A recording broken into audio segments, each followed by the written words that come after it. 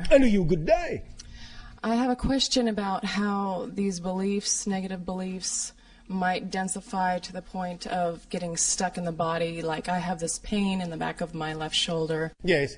And I've tried many, many different modalities, emotional processing, acupuncture, chiropractics, that kind of thing. And when I sit in a deep meditation and let a lot of light in, it's excruciatingly painful behind my left shoulder. All right. So I kind of see that as one of those beliefs All that you right. said. Or May I ask you a question? yes. Oh, thank you. What is your resistance to being your full self?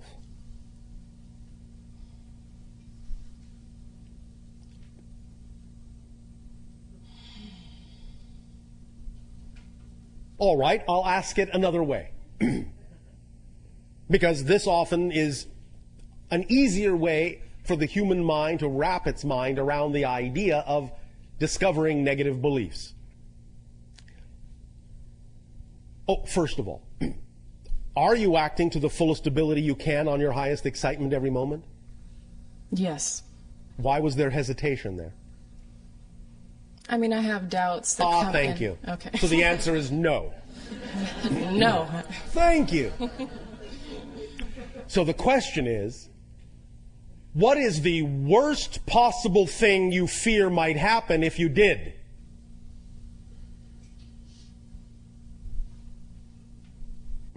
Oops.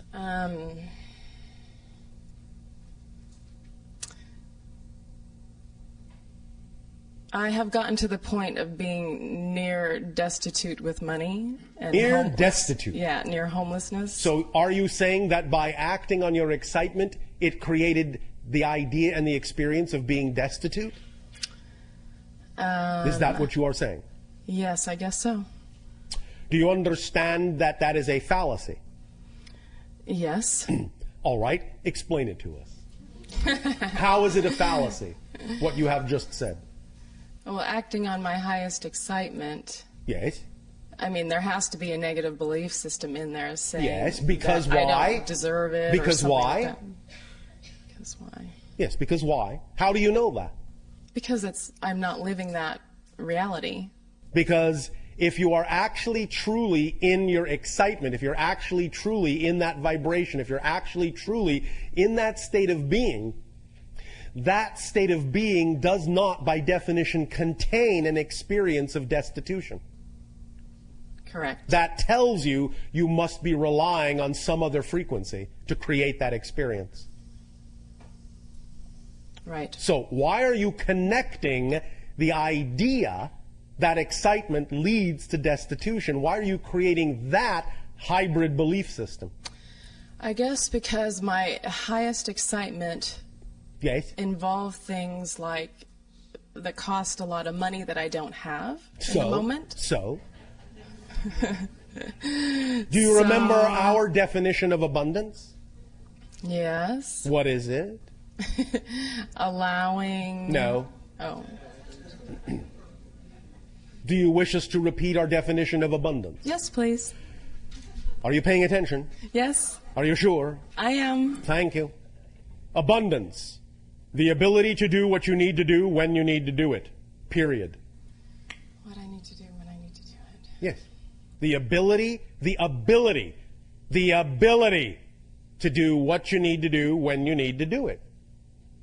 Sometimes that might require money, and if money is required, money will be there. If money isn't there, what does that tell you? Money may not be required to give you the ability to do what you need to do when you need to do it. Now, we understand that money is one of the valid symbols of exchange and abundance on your planet, but it isn't the only one. Many times when you have been raised to believe that money is necessary to do certain things, you actually shortchange yourself by closing the doors through which other forms of abundance might actually have brought that ability to you. Do you understand this concept? Yes. So it can be that you have a belief that says that certain things cannot be done, that you cannot experience abundance unless it comes in the form of money, when in fact you could be allowing abundance to come to you in many other forms, including money, when and where it's actually the most effortless form of abundance required for a certain thing. I have experienced that on many occasions. Yes. You know, following my excitement, whether it's walking in the woods Yes. or, you know, Yes. not taking a job, you know, when I'm Yes. scared that I need to or whatever. Yes, although you also want to pay attention to the fact that if you have belief systems that say that if you don't take the job, you will be destitute, that you will also create a self-fulfilling prophecy by not honoring that belief. You cannot simply force yourself to jump off a cliff if you actually don't believe you have a parachute. Well, I jumped off the cliff 2 years ago, Yes. and it's been a process of, you know, Yes. bit by bit getting to that place where All that right. is. Have you been having fun? Yes, actually. All right. Yes. And a lot has manifested. You know, I've been to Peru, I've been to Hawaii, right. I've been, you know, blessed with a lot of... Did you always manifest money to allow those things to occur? No. Well, what a surprise. So the question is, can you allow the belief systems, the positive belief systems that obviously work very well in certain areas of your life, to work in other areas of your life? The belief that you are dealing with is a belief that says that while in certain areas the positive belief can work, in other areas they can't. So why is that belief within you? Why are you making a differentiation in certain areas of your life where the mechanism that works just fine in one area doesn't work in another? Why the differentiation? How are you defining those areas to be so different from the areas in which the belief works just fine? I guess... That's what you need to explore, is what we are saying. Okay, great. You're making a difference where no difference needs to be made. I see. And that's the belief you have to find. I've got it, yeah. Make sense? Yes. So Does that help you? That has to do with this pain behind my shoulder that won't A lot of it, budge. yes. Okay. You're giving yourself, in a sense, a pain in the neck. Yeah. Okay. All pain is resistance to the natural self. Right. You follow? Yes, I do. All right. You have created a restriction upon yourself, a limitation upon yourself, and thus you are not attracting the idea of the relaxation and release of that energy because you are not flowing it. You are letting it build up, and in that sense, by restricting a build-up, it's going to become more and more and more painful. That's why when you meditate, it amplifies the pain because the meditation is putting you more in touch with it, but you're not still finding out the belief system that's not allowing you to flow your energy into certain areas of your life because of the belief system and the definition you have of those areas that makes them seem so different than other areas that work flawlessly. So when you find out why you are defining those areas as different and how you are defining them to be different, then your energy can flow in those areas now that you know that they don't have to be different, and the restriction will relax and the pain will ease, and you will attract things into your reality that will also help you alleviate the pain. Okay. Does that help you? Yes, very much. Thank you. Thank you.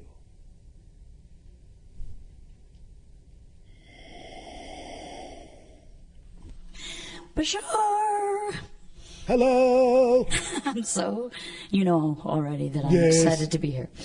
So, a couple of general, sort of larger questions about the collective unconscious core beliefs. Yes. Well, I think it was Thoreau said the majority of men lead lives of quiet desperation. And All right. I'm just sort of wondering, as you are able to peruse the planet, Yes. what's the percentage right now of being locked into these negative beliefs that is bringing the planet into a more negative state? And It's how not that going into a more negative state. It is actually heading toward a more positive one by getting all the negativity out in the open and examining and dealing and integrating it. So this is a time of fleshing out of the negative. And As we have said, yes. your 2012 demarcation threshold is the time when the collective consciousness after that point will actually have slightly tipped the scales so that the collective energy of your planet will actually be slightly more positive after that date and can then snowball and expand and amplify from there. Now, this does not mean that the majority of people are experiencing positive energy. It simply means that the collective energy will be more positive. But the idea of that positive energy tipping the scales will actually come from a relatively small percentage of the population. The idea is that positive energy is integrative and expansive. So it doesn't take as many people staying in a positive state to actually tip the scales, even though there may be more people functioning in a negative state. Because people functioning in a negative state are not cohesive and don't add their energy. It's not, in that sense, cumulative. It's only individualized. So the idea is that there will be just enough positively oriented people on the planet after 2012 so that the collective energy will be generally positive, which will give the remaining negatively oriented people more opportunity to choose positive energy, but it doesn't necessarily mean that they have to. But what's going on is what you said. Many of the negative belief systems are being brought out into the open in a kind of flushing out system so that people can decide for themselves which way they would prefer to go, what kind of a world they would prefer to have. Sure. So obviously, microcosmically, that's what's happening as well. This is our period of cleansing internally. Yes. Yes. Okay. Thank you so much. Or at least your period of opportunity to cleanse. Whether you actually take the action to cleanse is still left up to each individual. Right. So may I ask another? That was a question. Whoops. Okay, so I just went through a Millionaire Mind intensive from 9 in the morning to 11 at night for the last 2 days and decided I'm here for the third day. Oh, all right. I'm wondering, yeah, that was quite an experience.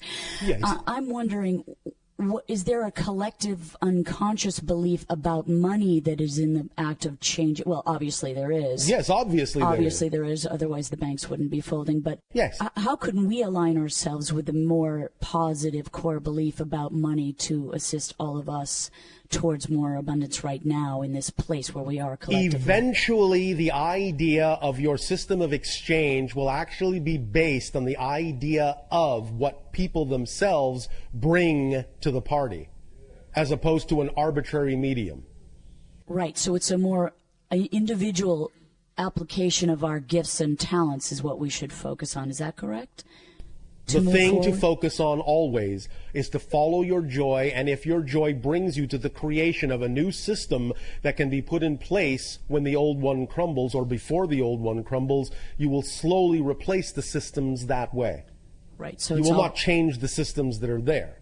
You will invent new systems that are part and parcel of your highest joy so that they will be in place when the old ones no longer work. But what we are simply saying is that as we scan your collective energy, we can tell that eventually, not tomorrow, not the day after tomorrow, maybe not even for several years, but eventually, maybe within your lifetimes, you will start to see the beginnings of a new exchange system that will actually be based on the people themselves and what they have to give, and an exchange in that context as opposed to arbitrary modalities of exchange that are only symbolic.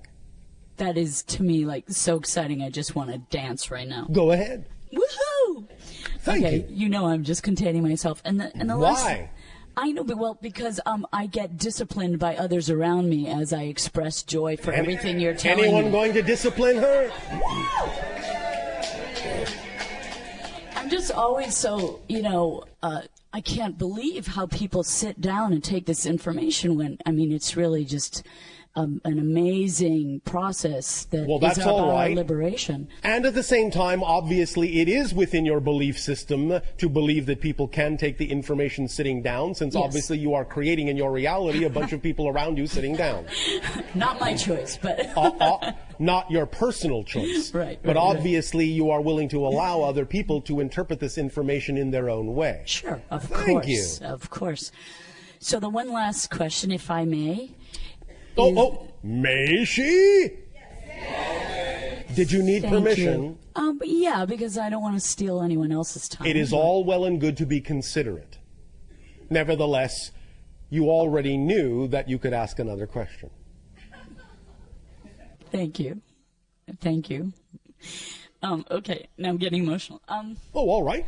So, you talk about that moment, which is, I think it's kind of like the crux of the paradox, where yes. you're smack dab in the very center, looking at smack dab. Yes, you're looking at the no choice, and so the conclusion is, I don't want to survive.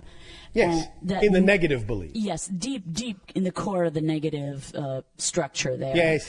It seems to me like that is also a place of tremendous potential alchemy. Like, yes, of course. That's what we're talking about. Right. I understand that, and I know you sort of answered this question as what would I have to believe is true in order to be in the situation. But I kind of want you to expand on that moment, that quintessential moment where you're up against the wall a tiny bit more, if that's possible. All right. How to produce the alchemy, how to allow the alchemy of that second. Is that possible? It is possible. Thank you, sir. Sirs. Oh, sir. Ooh. Sirs. Oh, all right. Ma'am. Madams. Yes.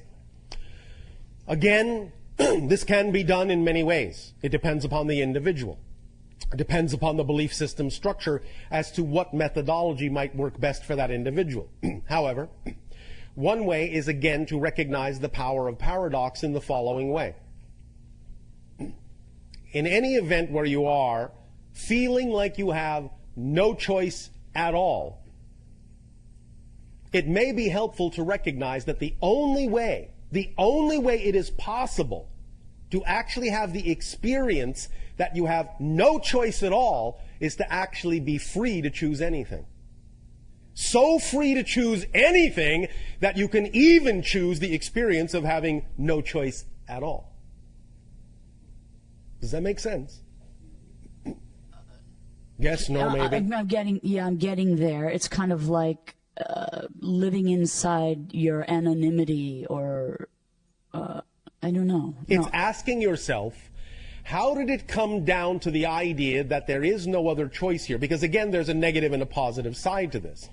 The idea of the negative side of having no other choice can lead to the idea of true self-annihilation in the form of suicide. Not really self-annihilation, but a transition, but annihilation of the physical personality. The idea of no choice at all in the positive sense is that your passion is so representative of your true vibration that nothing else seems logical to choose. That there is no other choice but that one. So you can look at it from both sides. Having no choice doesn't in and of itself need to be a negative thing. It can be a positive thing. So the first realization is that even the issue of having no choice can also be positive as well as negative.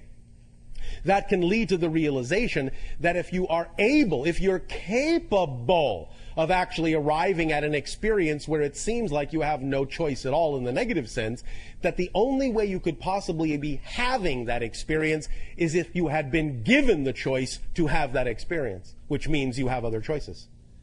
Right, you have all choice, right? Yes. So that fine line is walking.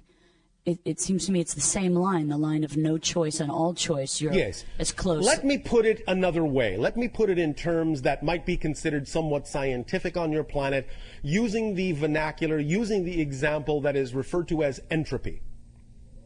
The idea that your scientists have expressed is that when all things, shall we say, in the universe, in creation, give off their energy, give off all their energy, when everything breaks down so that there is no more exchange, no more difference between anything, when it's all homogeneous and no more energy exchange exists, no more action can occur, if you actually look at that state from another point of view, you will realize that once complete and total entropy and non-action has been achieved, everything is equal. There is no way to tell anything apart from anything else.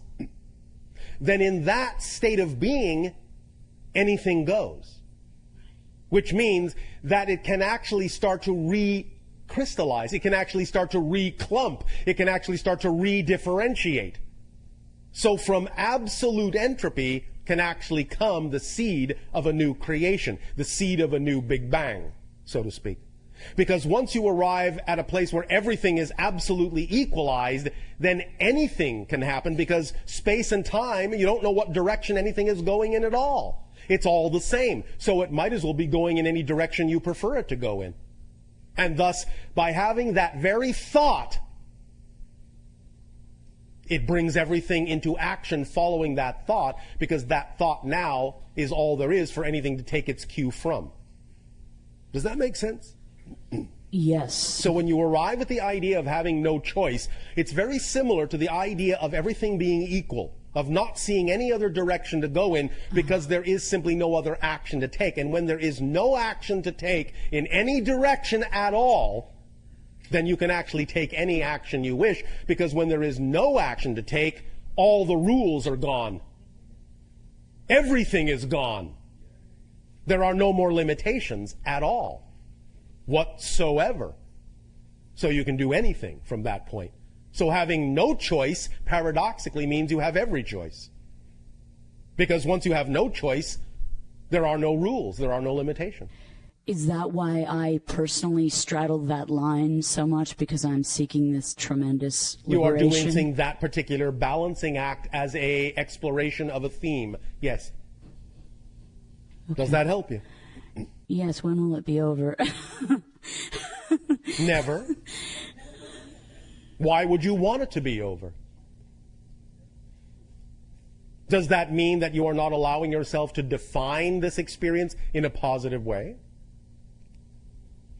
Because all you're actually asking is the question, when will I choose to have the experience in a positive way? When will I choose to define it in a positive way? Because when I define it in a positive way, I'll never want it to end. Yes, to live more in the infinity. Instead of walking on the line between the two. Yes. I would, is there a way to walking jump on off? The line between the two is experiencing the balance of infinity, if you define it that way. See, what we are saying is you can define it however you wish. Right. And that's what's going to determine how you're experiencing what it is you are creating.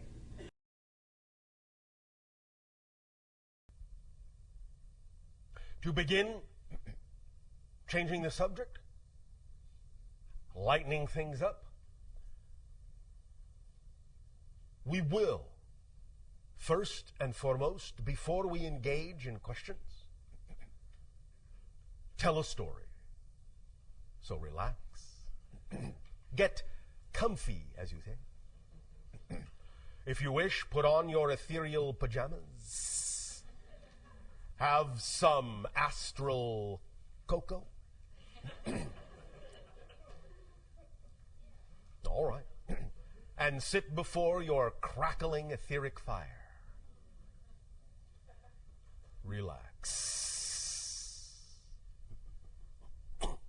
Once upon a time, on my world, when I was first